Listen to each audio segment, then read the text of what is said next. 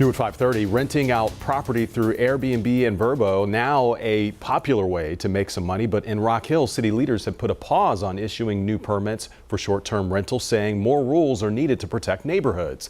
WCNC Charlotte's Indira Skiba speaking to property owners who oppose the decision, saying it's putting business owners like him at risk.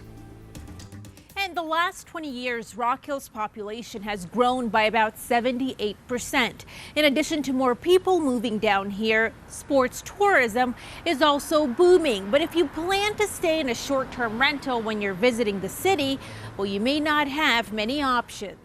Earlier this year, Rock Hill leaders put a temporary moratorium in place on new permits for short-term rentals, and it may get extended through the rest of this year. It'd be better to extend it and get it right, go back to Planning Commission, work through some of these changes in effort to hear everybody, make sure it's done right, rather than come up on a deadline and just pass something that we're going to maybe look at down the road. City leaders say they need time to look at the current ordinance and make changes, like prohibiting short-term rentals in neighborhoods that don't want them.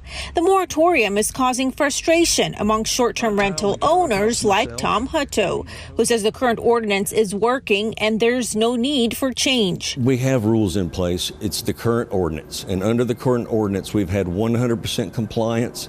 There's been no reports of disturbances by neighbors of our guests.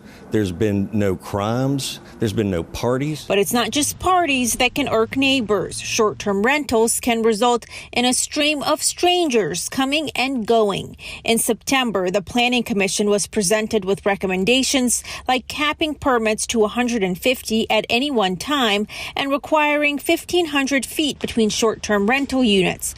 Hutto and other rental owners spoke out against these changes. It was a death sentence.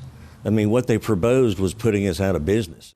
City Council did not adopt those recommendations. Instead, tonight it is voting to extend the moratorium until at least December, giving it more time to decide how and what changes to implement. In Rock Hill, Indira Skiba, WCNC Charlotte.